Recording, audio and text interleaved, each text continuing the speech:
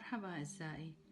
اليوم وفي هذا الفيديو حابة أوضح لكم طريقة سهلة وبسيطة للتخلص من الشخير. كيف نتخلص من الشخير وإحنا قاعدين بالبيت ونعالج نفسنا بنفسنا.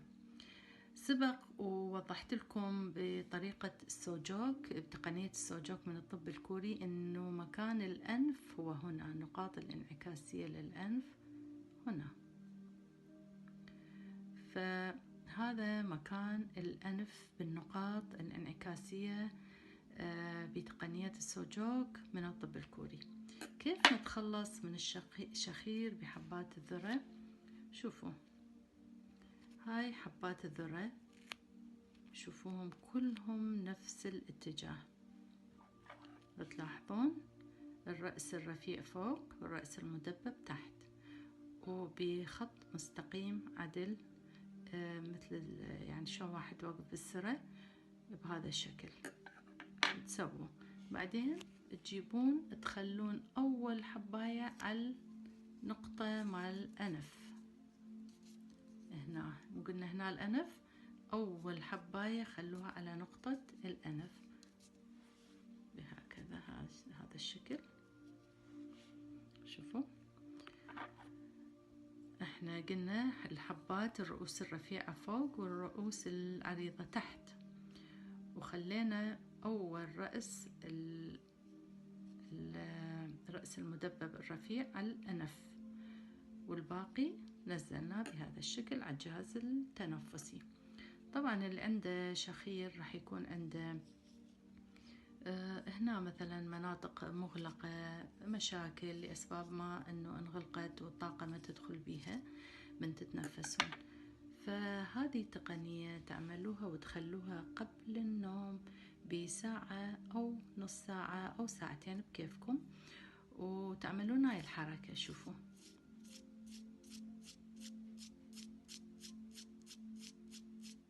هذا قبل النوم.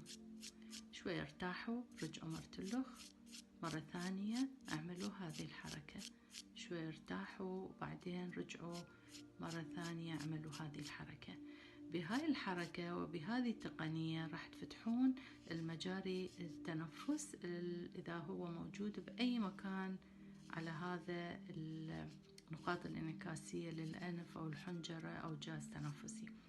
فأنتوا بهاي الطريقة وبهاي التقنية راح تفتحوها. طبعا هذه الطريقة أيضا مفيدة للي عندهم صعوبة بالتنفس. نفس الشكل هذا يخلون اللاصق وبحبات ذرة ورؤوس الرأس الرفيع فوق والرأس العريض تحت، وأيضا يخلوه قبل النوم بساعة أو ساعتين أو نص ساعة، وأيضا يعملون هاي الحركة.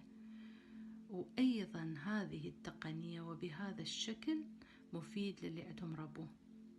شوفوا هسه هاي تقنية واحدة شفتوها بحبات الذرة، وبالحركة هاي قبل النوم ساعتين أو ساعة أو نص ساعة قبل النوم. تفيد للشخير، تفيد لضيق التنفس، وتفيد للي عندهم ربو بهذا الشكل. طبعا هسه كثير راح يسألوني كم مرة نسوي هيجي. ها ما في عدد مرات، انتوا قاعدين سووا، ما في عدد مرات، وانتوا قاعدين سووا ارتاحوا وش قد ما تسوون. طبعا انتوا مستفادين، وهاي تقنيات بسيطة، ما يحتاج انه تسألون، جربوا بنفسكم. فشي بسيط، لا هو مكلف ولا تروحون تشترون شي من برا ولا تكلفكم ماديا.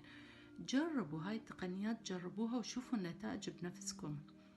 مثلا هاي قد سهلة تسووها انتوا، يعني ما يحتاج تسألون كم مرة. وراح تسألون المدة، كم هي المدة اللي احنا راح نخلص بيها من الشخير. طبعا اني عدة مرات مجاوبتكم انه المدة بأي تقنية من هالتقنيات السوجوك اللي اقدمها، المدة هي تعتمد على الجسم الشخص، وجسم عن جسم يختلف، كل واحد حسب جسمه. فتختلف الأجسام، حتى بالدواء إذا تروحون للطبيب يعطيكم دواء، هم المفعول والعلاج والمدة تختلف من شخص إلى آخر حسب الجسم. وهاي التقنية أفضل إنه تعملوها بالليل مو بالنهار. إذا عملتوها بالنهار راح تحسون برغبة شديدة للجوع والأكل، فهاي التقنية عملوها فقط بالليل إذا ما تريدون طبعا يزداد وزنكم. إذا عملتوها بالنهار وبهذا الشكل بالضبط راح تحسون برغبة للأكل وتاكلون ويزداد وزنكم، لكن عملوها بالليل. وطبعا من الأيام الأولى راح تحسون فرق بالشخير، كل واحد حسب الشخير، نسبة الشخير، الصوت، راح يحس أكو فرق قبل هاي التقنية وبعد هاي التقنية. أتمنى تستفادون من هالتقنية وتكتبوا لي نتائج تجاربكم، وشكرا لكم.